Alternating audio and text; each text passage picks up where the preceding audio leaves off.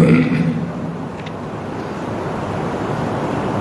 لله نحمده ونستعينه ونستغفره. الحمد لله نحمده ونستعينه ونستغفره ونؤمن به ونتوكل عليه ونعوذ بالله من شرور أنفسنا ومن سيئات أعمالنا. من يهده الله فلا مضل له ومن يضلل فلا هادي له.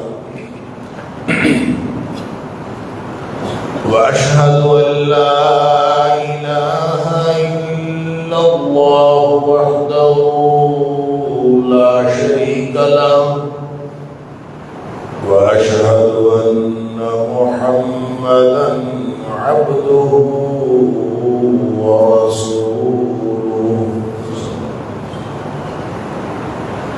أرسله بالحق بشيرا ونذيرا بين يدي الساعة. فمن يطع الله ورسوله فقد رشد واهتدى ومن يعص الله ورسوله فقد ضل وغوى. فإنه لا يضر إلا نفسه ولا يضر الله شيئا.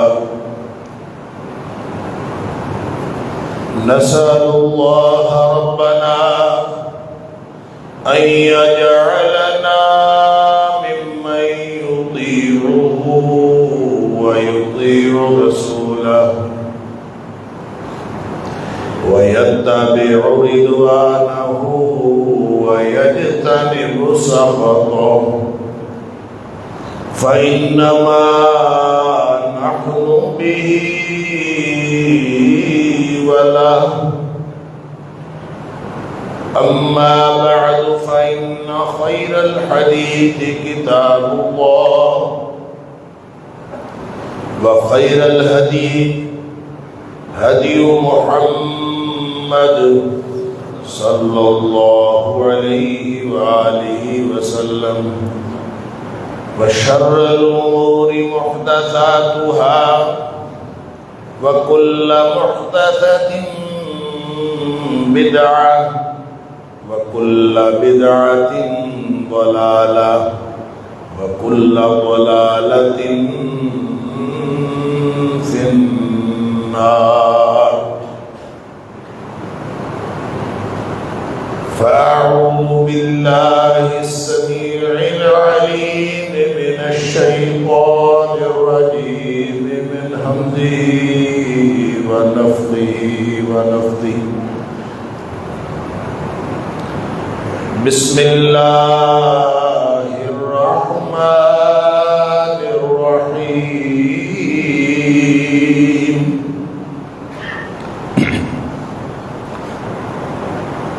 واعتصموا بحبل الله جميعا ولا تفرقوا واذكروا نعمة الله عليكم إذ كنتم أعداء فألف بين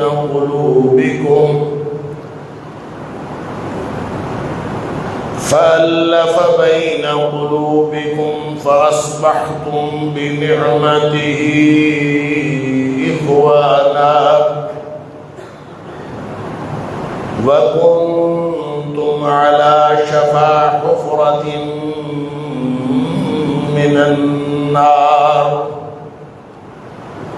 وكنتم على شفا حفرة من النار فانقذكم منها كذلك يبين الله لكم آياته لعلكم تهتدون۔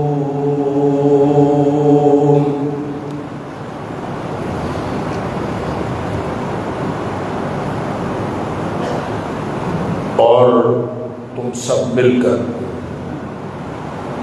اللہ کی رسی کو مضبوطی سے تھامو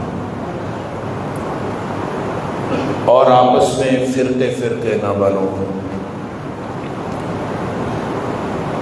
اور یاد کرو اللہ کے انعام کو جو تمہارے اوپر ہوا اس وقت جب تم ایک دوسرے کے دشمن تھے۔ جب وہ انعام ہوا فَأَلَّفَ بَيْنَ قُلُوبِكُمْ، تو اللہ نے تمہارے دلوں میں ایک دوسرے کی محبت ڈال دی۔ فَأَصْبَحْتُمْ بِنِعْمَتِهِ إِخْوَانًا، پھر تم اللہ کے انعام کی وجہ سے ایک دوسرے کے بھائی بھائی بن گئے، اور تم آگ کے گڑھے کے کنارے پہنچ چکے تھے، بس اللہ نے اس سے تمہیں بچا لیا۔ اسی طرح اللہ کھول کھول کے تمہارے لیے اپنی آیات بیان کرتا ہے تاکہ تم ہدایت پا جاؤ۔ صدق اللہ العظیم۔ اللہ کریم نے نبی اکرم صلی اللہ علیہ وسلم کو جن مقاصد کے لیے مبعوث فرمایا ہے ان مقاصد میں سے ایک مقصد امت کو جوڑنا ہے۔ وہ ٹوٹے ہوئے لوگ جن کے دل آپس میں ٹوٹے ہوئے تھے، جن کے رشتے آپس میں ٹوٹے ہوئے تھے، جو سیاسی طور پر یا مذہبی طور پر یا پھر علاقائی عصبیت کا شکار تھے، کسی بھی طرح کی گروہ بندی کا شکار تھے، ان ساری گروہ بندیوں کو ختم کرنے کے لیے نبی اکرم صلی اللہ علیہ وسلم تشریف لائے، اور اللہ نے خاص طور پر وہ وقت یاد کروایا ہے کہ اس وقت کو یاد کرو جب تم ایک دوسرے کے دشمن تھے۔ اللہ اکبر۔ اور عربوں کی دشمنیاں کیا تھیں؟ پوری تفصیل تاریخ کے اندر بھری پڑی ہے کہ اگر کسی کا ایک قتل ہو جاتا تھا تو اس کے بدلے میں ایک قتل نہیں کیا جاتا تھا، بلکہ بیسیوں اور سینکڑوں قتل ہوتے تھے، اور یہ لڑائیاں 10-10 سال، 20-20 سال، 50-50 سال اور 100-100 سال تک چلتی تھی۔ نسلوں تک یہ لڑائیاں چلتی تھیں کہ فلاں نسل میں فلاں قبیلے نے ہمارا ایک قتل کیا تھا، اور اس کے بعد وہ لڑائیاں چلتی رہتی، اور صرف قتل کرنے پر نہیں، کوئی چھوٹا موٹا مسئلہ ہو جاتا، جہاں سے آپ اپنے جانور کو پانی پلاتے ہیں، دوسرے شخص نے وہاں سے پانی پلانا چاہا تو اس بات پر جھگڑا ہو گیا۔ ذرا سا جھگڑا ہو جائے تو اس کے بعد پھر وہ جھگڑا دشمنی میں بدلتا تھا، اور دشمنیاں جو ہیں وہ صدیوں تک اور نسلوں تک چلتی تھی۔ یہ حالات تھے اس معاشرے کے۔ اللہ فرماتا ہے اذ کنتم اعداء، جب تم ایک دوسرے کے دشمن تھے۔ رہتل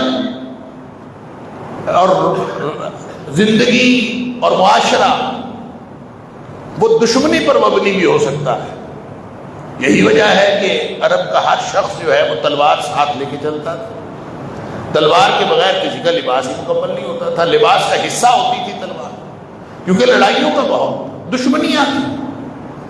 جیسے آج بھی ہم دیکھتے ہیں کہ بہت سارے لوگ وہ بندوقوں کو ساتھ لے کے چلتے ہیں، ساتھ باڈی گارڈ رکھے ہوتے ہیں، 10 بندے بندوق اٹھائے ساتھ پھرتے، کیا جی دشمنی والا؟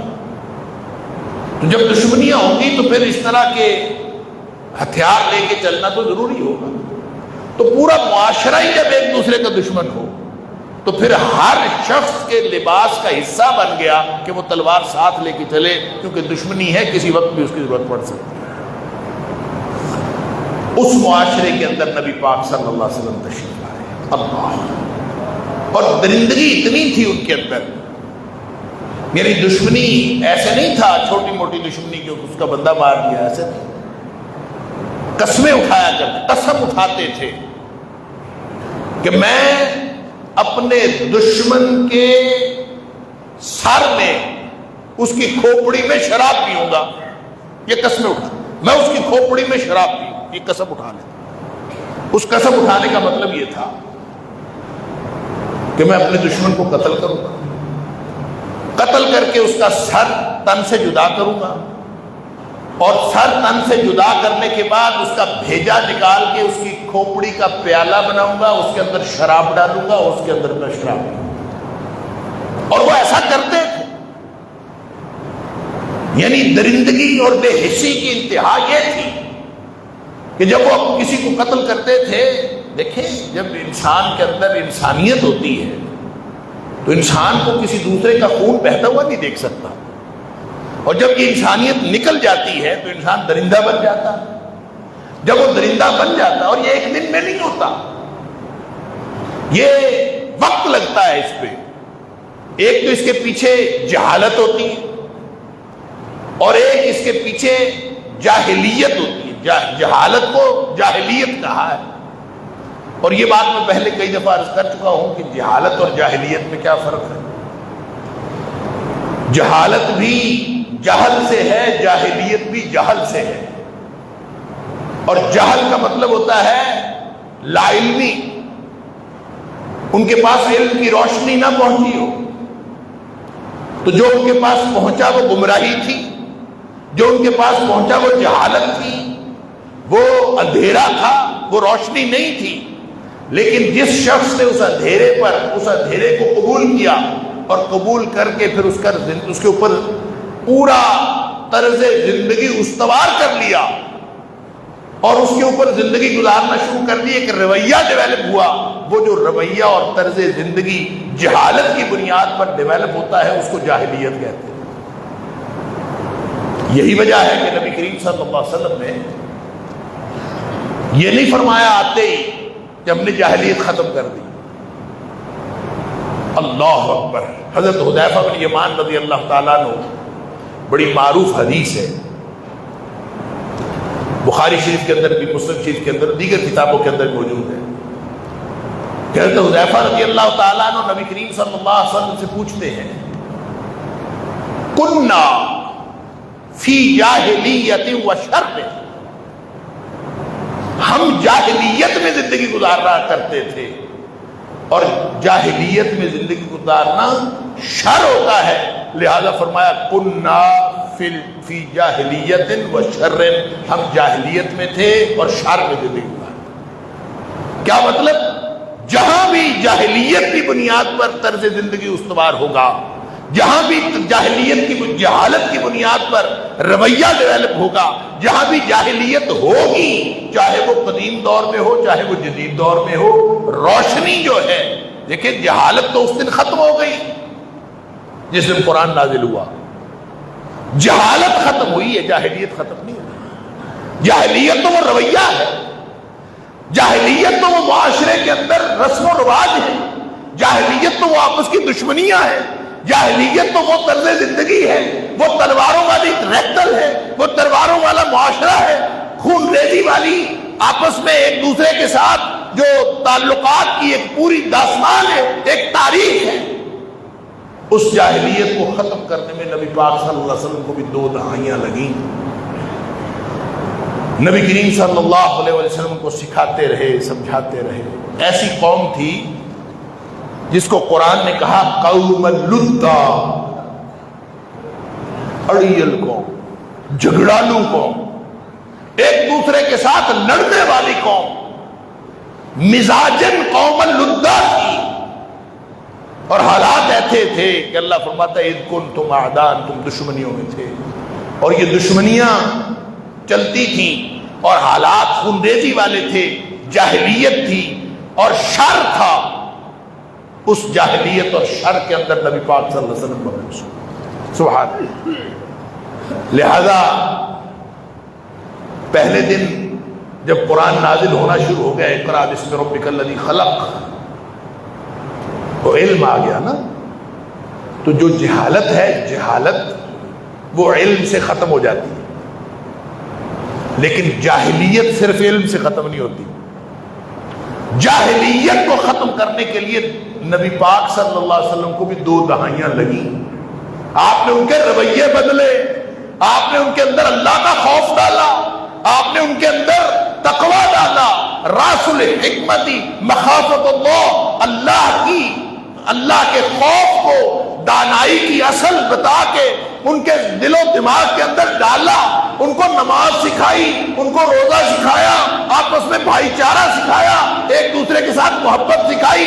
نبی کریم صلی اللہ علیہ وسلم کو 2 دہائیاں لگیں، 23 برس لگے، 22 سال 5 ماہ اور 22 دن قرآن نازل ہوتا رہا۔ نبی اکرم صلی اللہ علیہ وسلم کو سناتے رہے، ساتھ ساتھ سکھاتے رہے، ان کا رویہ بدلتے رہے، بدلتے بدلتے رویہ بدلا تو خطبہ حجۃ الوداع کے موقع پر نبی پاک صلی اللہ علیہ وسلم نے فرمایا الا ان امر الجاہلیت، الا ان امر الجاہلیت تحت قدمین تحت قدمی ہاتین، آج جاہلیت کے سارے امور میرے دونوں قدموں کے نیچے۔ ایک دن میں نہیں ہوگا۔ اگر نبی کریم صلی اللہ علیہ وسلم کو 2 دہائیاں لگی ہیں جاہلیت ختم کرنے میں، تو ہمیں کتنا ٹائم لگے؟ ہم کہاں کے ہیں؟ ہم کس بات کی بولی ہیں؟ ہماری حالت کیا ہے؟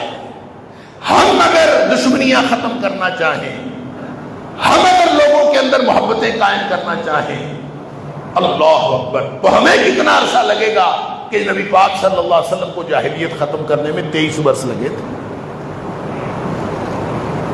تو وہ جاہلیت تھی جس میں نبی پاک صلی اللہ علیہ وسلم تشریف لائے، وہ جاہلیت تھی۔ حکم یہ دیا جا رہا ہے کہ تم سب مل کر اللہ کی رسی کو تھام لو، مل کر جمیعاً، ولا تفرقوا، آپس میں فرقے فرقے، گروہ گروہ نہیں بننا۔ گروہ گروہ دنوں بنو گے تو یہ اکٹھے مل کے اللہ کے دین، اللہ کی رسی کو پکڑنا نہیں ہوگا۔ گویا نبی اکرم صلی اللہ علیہ وسلم کو اللہ کریم یہاں اتحاد کی، اتفاق کی مثال کے طور پر پیش فرما رہا ہے۔ اذ کنتم اعداء واذکروا نعمت اللہ، اللہ کے انعام کو یاد کرو، اور وہ اللہ کا انعام کیا تھا؟ اذ کنتم اعداء، جب تم سب ایک دوسرے کے دشمن تھے، وہ کیا انعام ہوا؟ وہ انعام کیا تھا کہ تم سب فَأَلَّفَ بَيْنَ قُلُوبِكُمْ، اللہ نے تمہارے دلوں میں ایک دوسرے کی محبت پیدا کر دی۔ اللہ اکبر، یہ جو محبتیں پیدا ہوئی ہیں یہ کس وجہ سے پیدا ہوئی؟ اللہ، یہ محبتیں پیدا ہوئی ہیں نبی اکرم صلی اللہ علیہ وسلم کے ساتھ جڑنے کی وجہ سے۔ نبی کریم صلی اللہ علیہ وسلم کے ساتھ جو جڑا، اس کی صرف محبت اللہ سے نہیں ہوئی، قُلْ إِن كُنتُمْ تُحِبُّونَ اللَّهَ فَاتَّبِعُونِي يُحْبِبْكُمُ اللَّهُ، کہ اے حبیب صلی اللہ علیہ وسلم آپ اعلان فرما دیجئے کہ اگر تم اللہ سے محبت کا دعویٰ کرتے ہو، فَاتَّبِعُونِي، میری محمد کریم صلی اللہ علیہ وسلم کی اتباع کرو، يُحْبِبْكُمُ اللَّهُ، اللہ تم سے محبت کرنا شروع کر۔ اللہ اکبر، یہ ہے وہ اس شعر کا معنی۔ بعض لوگوں کو اشعار سمجھ نہیں آتے، اس لیے اشعار سمجھ نہیں آتے، ذوق نہیں ہوتا۔ اقبال نے کہا تھا کہ محمد سے وفا تو نے تو ہم تیرے، یہ جہاں چیز ہے کیا لہو قلم تیرے۔ اس پر بعض لوگوں کو اعتراض ہے، کہ محمد سے وفا تو نے تو ہم تیرے، یہ جہاں چیز ہے کیا لہو قلم تیرے۔ اس پر بعض لوگوں کو اعتراض ہے، کہ محمد سے وفا تو نے تو ہم تیرے، یہ جہاں چیز ہے کیا لہو قلم تیرے۔ کہ لوح قلم تو اللہ کے ہیں، لوح قلم کسی اور کے تو نہیں ہو سکتے، یقیناً اللہ کے ہیں، لیکن اللہ نے معیار قائم کر دیا ہے کہ تمہاری تقدیر بدل جاتی ہے جب تم نبی پاک صلی اللہ علیہ وسلم کے ساتھ جڑ جاتے۔ فاتبعونی، تم میرے ساتھ محبت کرو، میری اتباع کرو، محمد کریم صلی اللہ علیہ وسلم کی اتباع کرو، یحببکم اللہ ویغفر لکم ذنوبکم، وہ تمہارے ساتھ محبت بھی شروع کر دے گا، تمہارے گناہ بھی بخش دے گا، تمہاری تقدیر بدل جائے گی۔ نبی پاک صلی اللہ علیہ وسلم کے جڑنا، آپ کے ساتھ جڑنا، یہ اتنا عظیم ہے، یہ ہے وہ نعمت جس کو اللہ کریم نے، اللہ فرماتا فاصبحتم بنعمتہ اخوانا، فاصبحتم بنعمتہ اخوانا، اللہ کے انعام کی وجہ سے تم سب بھائی بھائی بن گئے، اللہ کا انعام ہوا تو تم سارے بھائی بھائی بن گئے، سبحان اللہ۔ یہ وہی انعام ہے جس کا ذکر اللہ کریم نے دوسری جگہ یہ فرمایا لقد من اللہ علی المؤمنین اذ بعث فیہم رسولا من انفسہم یتلو علیہم آیاتہ ویزکیہم ویعلمہم الکتاب والحکمہ وَإِن كَانُوا مِن قَبْلُ لَفِي ضَلَالٍ مُبِينٍ۔ یقیناً اللہ نے احسان کیا، احسان کیا ہے، اب احسان بھی انعام ہوتا ہے، یہاں اس کو انعام کہا ہے، فَأَصْبَحْتُمْ بِنِعْمَتِهِ إِخْوَانًا وَاذْكُرُوا نِعْمَتَ اللَّهِ، اللہ کے انعام کو یاد کرو۔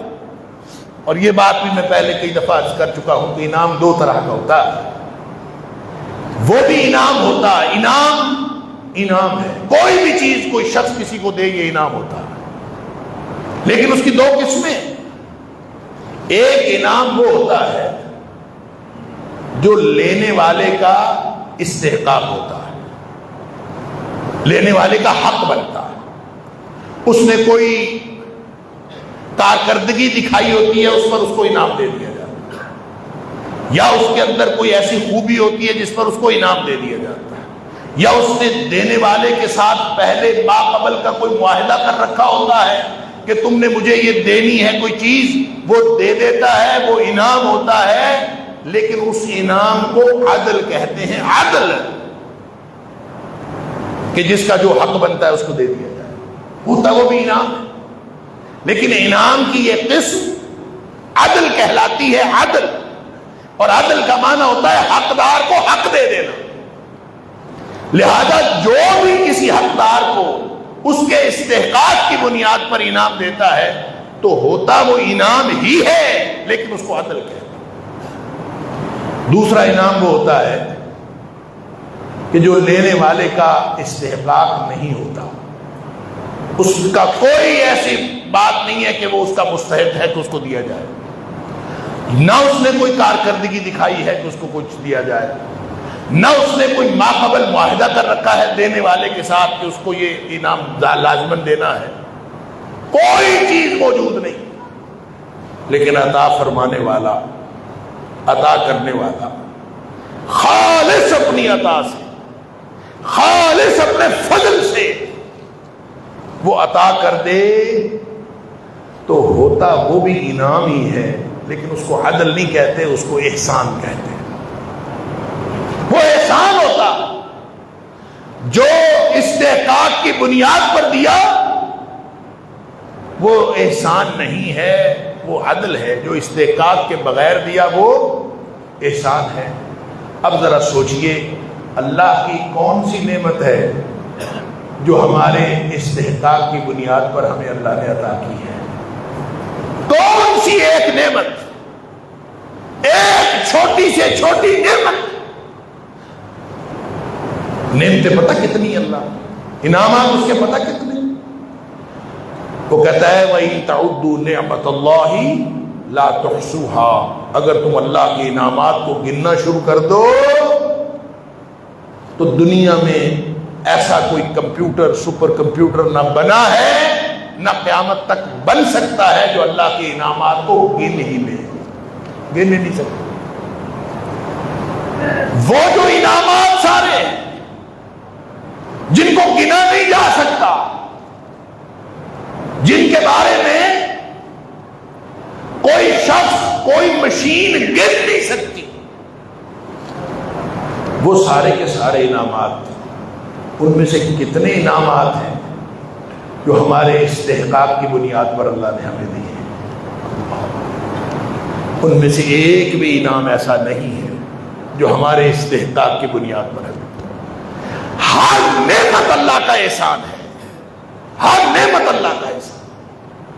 ہم نے کوئی اللہ کے ساتھ معاہدہ تھوڑی کیا تھا کہ اللہ تم ہمیں انسان پیدا کرنا.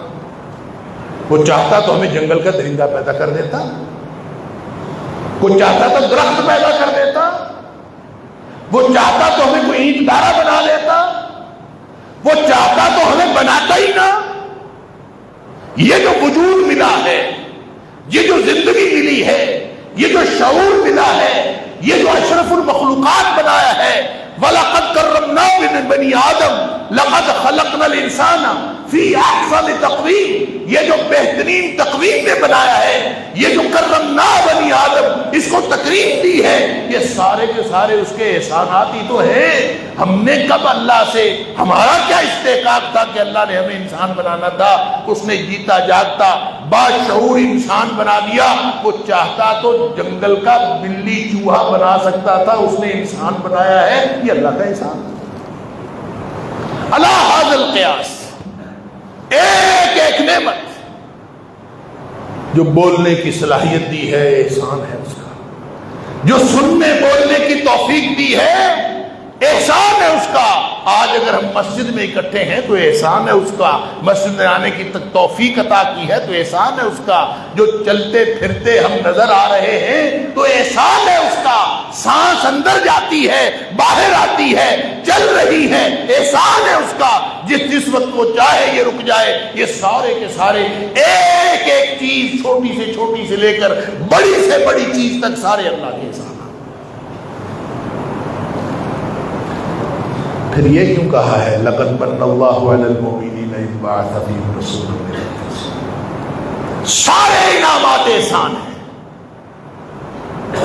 لیکن ایک احسان ایسا ہے جس کو اس نے کہہ کے کیا ہے کہ یہ میں نے تمہارے اوپر احسان کیا.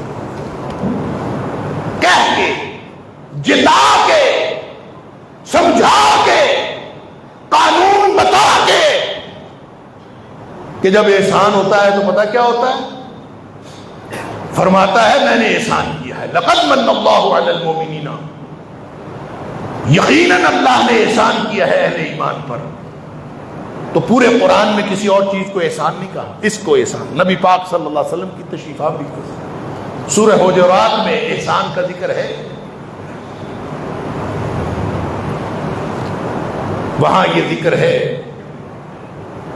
کہ لوگ جو ہیں وہ احسان کرتے تھے, ہم اسلام لے آئے ہیں. بندہ اسلام قبول کرنے کے بعد سوچتا ہی ہے نا میں نے بڑا کام کیا. جیسے ہم 5 نمازیں مسجد میں پڑھ لیں نا, ہمیں کوئی بندہ نہیں نظر آتا. ہم اگر تو 4 نیکیاں کر لیں تو ہمیں کوئی عام آدمی اپنے جیسا نظر ہی نہیں آتا. ایک عجیب عجب پیدا ہوتا ہے, اللہ تعالیٰ معاف فرمائے. ایسے لگتا ہے کہ باقی ساری دنیا تو کیڑے مکوڑے ہیں, میں ہی ہوں, کیونکہ میں نیکی کرتا ہوں, کیونکہ میں نے نمازیں پڑھ لی ہیں, میں 5 وقت کا نمازی ہوں, میں فجر کی نماز بھی مسجد میں جا کے پڑھتا ہوں, کیونکہ مجھے اللہ نے توفیق دی ہے. لہذا انسان کے دماغ میں ایسا خناس الا ماشاءاللہ جن کے اوپر اللہ کی رحمت ہوتی ہے وہ اس سے عاجزی میں مبتلا ہوتے ہیں. ان کو اللہ توفیق دیتا ہے, وہ اور زیادہ عاجزی کرتے ہیں, اور زیادہ ڈرتے ہیں, اور زیادہ اللہ تعالیٰ کے خوف میں مبتلا ہوتے ہیں, اللہ کی خشیت میں مبتلا ہوتے ہیں, اللہ کی محبت میں مبتلا ہوتے ہیں, جتنی اللہ توفیق دیتا جاتا ہے. تو جو دیہاتی تھے, پینڈو لوگ, انہوں نے بھی اسلام قبول کیا. انہوں نے کہا جی ہم نے بڑا کام کیا. اللہ تعالیٰ فرماتا ہے کہ یہ آپ کے اوپر احسان کرتے ہیں. یمنون علیک ان اسلموا, اے حبیب صلی اللہ علیہ وسلم یہ آپ کے اوپر احسان کرتے ہیں کہ یہ اسلام لے آئے, مسلمان ہو گئے, یہ احسان کر رہے ہیں. قل لا تمنوا علی اسلامکم, اے حبیب صلی اللہ علیہ وسلم ان کو فرما دیجئے اپنے اسلام کا میرے اوپر احسان نہ جتلاؤ. لا تمنوا علی اسلامکم، اپنے اسلام کا میرے اوپر احسان نہ جتلاؤ.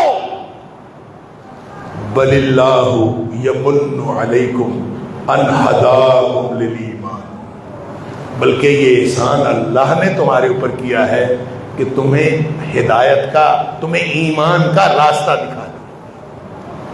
ایمان کا راستہ دکھا دیا. اور ایمان کا راستہ کیا ہے؟ محمد کریم صلی اللہ علیہ وسلم ایمان کا راستہ ہے.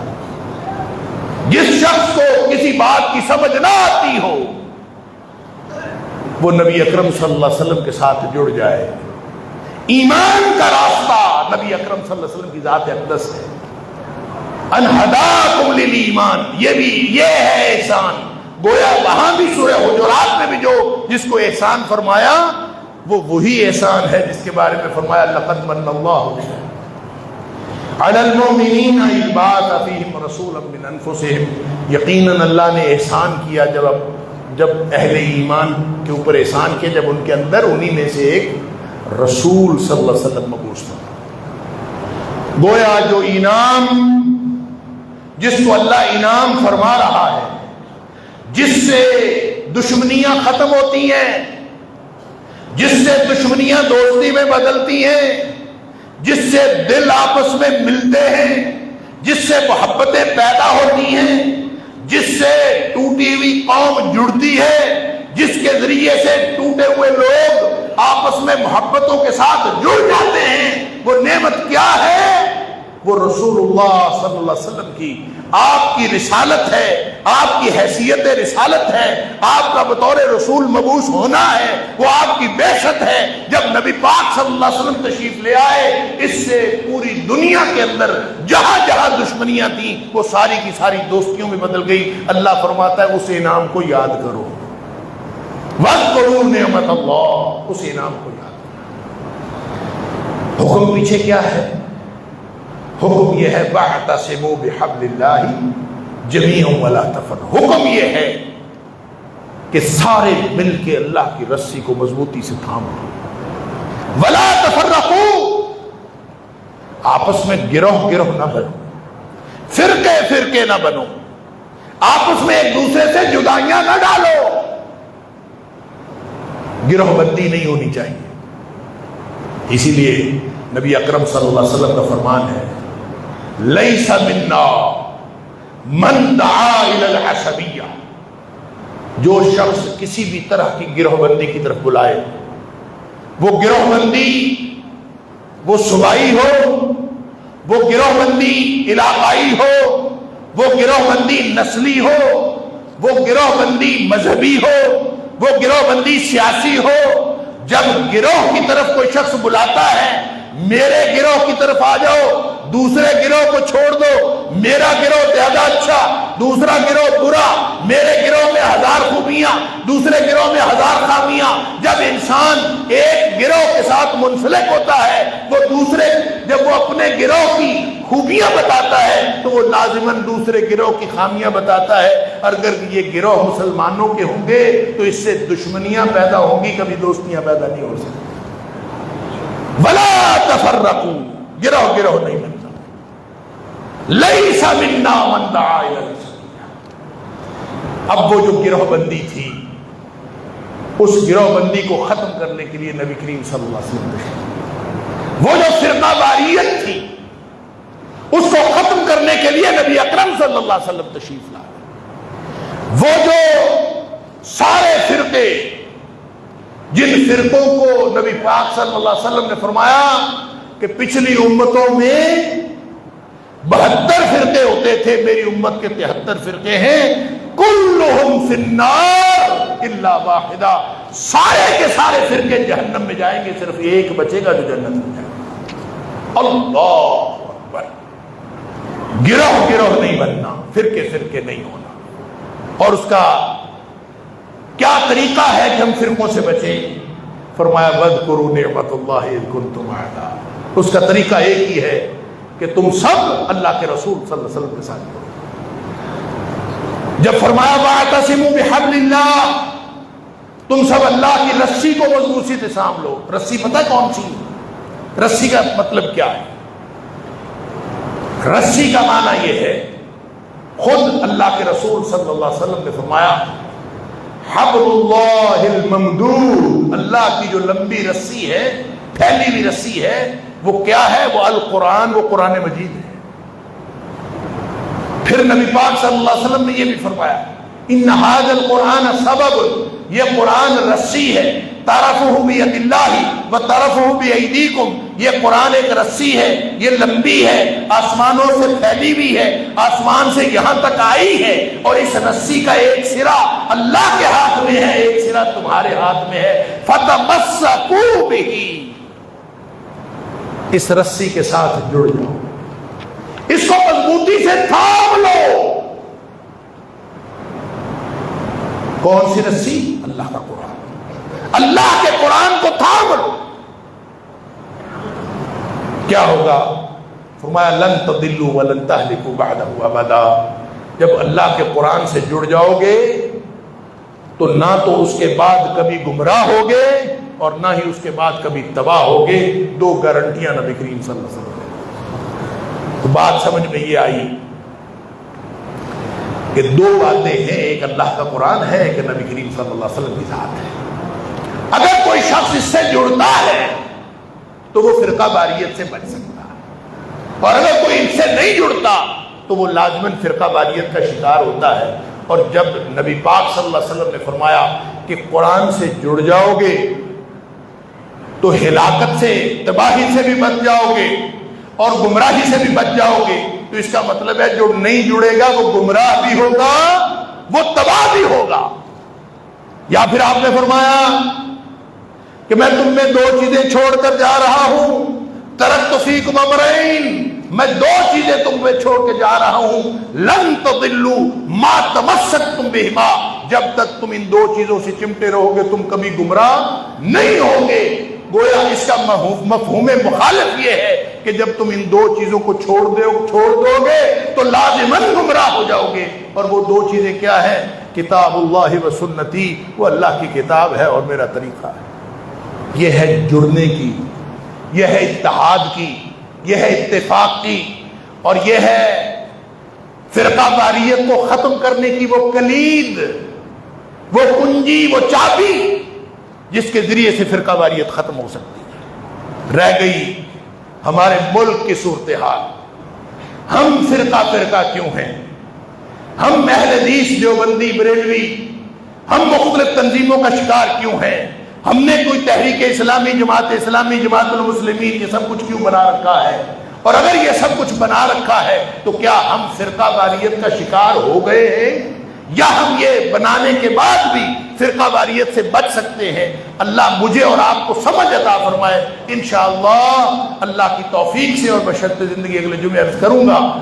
وقت ہو گیا۔ وآخر دعوانا الحمدللہ رب العالمین۔